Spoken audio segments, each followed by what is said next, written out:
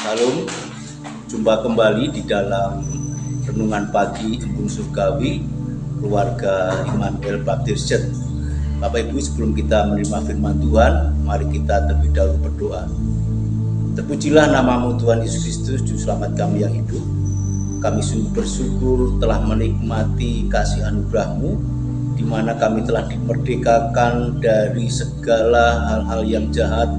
Segala dosa-dosa kami sudah ditebus melalui kematian-Mu dan kebangkitan-Mu di hari ketiga.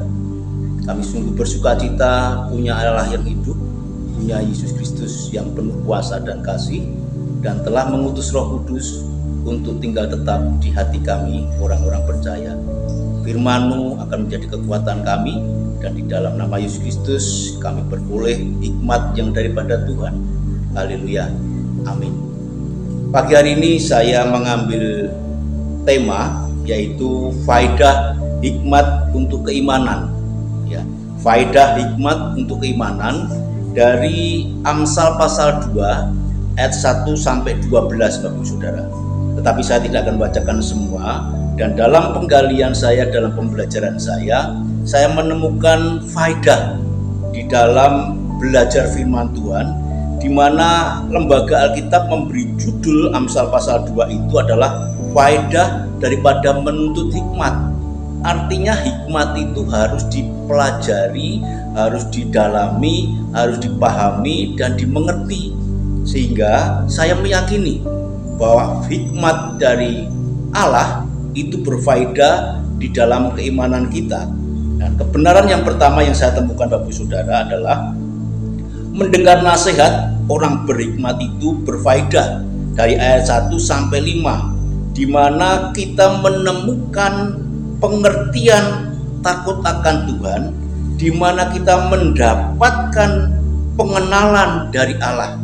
Ya, mendengar nasihat orang berhikmat itu berfaedah sungguh, yaitu kita mengenal Allah, kita mengerti maksud Allah, dan kita akan hidup dalam keimanan di mana kita bersyukur, kita berterima kasih, kita mengandalkan Tuhan.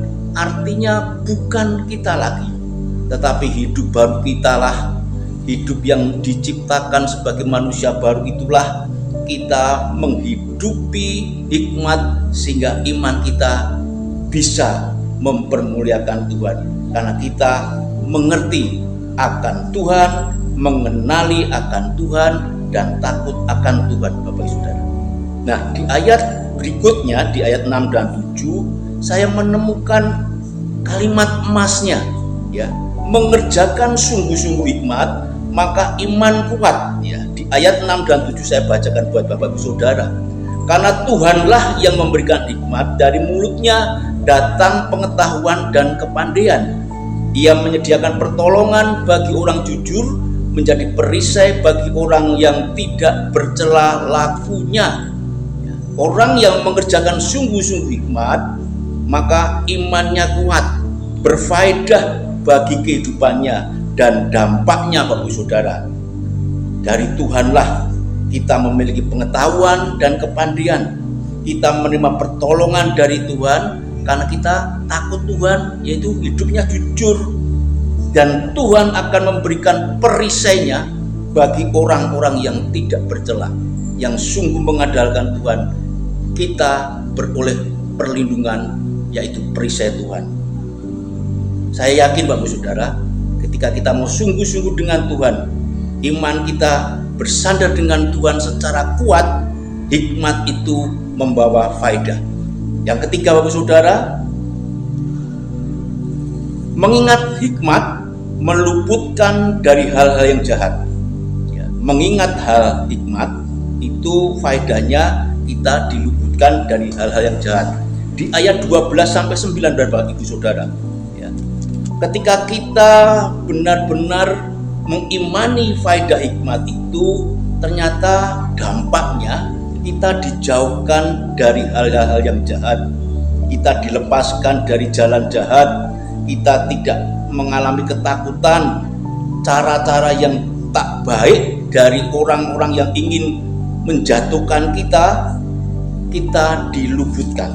Di ayat 12-19 saya membacakan buat Bapak Ibu Saudara, supaya engkau terlepas dari jalan yang jahat, dari orang yang mengucapkan tipu muslihat, dari mereka yang meninggalkan jalan yang lurus dan menempuh jalan yang gelap, yang bersuka cita melakukan kejahatan, bersorak-sorak karena tipu muslihat yang jahat, yang berliku-liku jalannya dan yang sesat perilakunya, supaya engkau terlepas dari perempuan jalan, dari perempuan yang asing, yang licin perkataannya, yang meninggalkan teman hidup masa mudanya dan melupakan perjanjian Allahnya. Sesungguhnya rumahnya hilang tenggelam ke dalam maut, jalannya menuju ke arwah-arwah. Segala orang yang datang kepadanya tidak balik kembali dan tidak mencapai jalan kehidupan.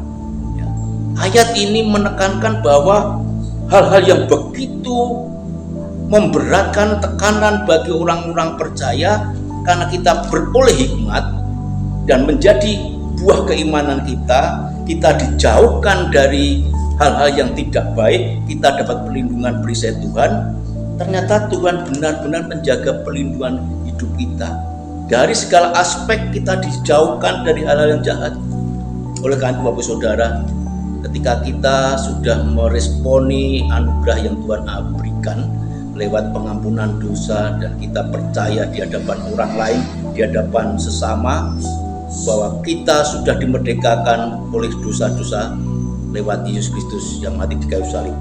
Kiranya lewat pengalaman Raja Salomo di dalam kitab Amsal ini, kita mau memberikan respon hikmat daripada Tuhan sebagai bentuk bahwa hikmat itu sungguh berguna, berfaedah, sehingga iman kita di dalam hidup hari lepas hari kita bisa menjadi perkenanannya. Terima kasih, haleluya, Tuhan Yesus memberkati.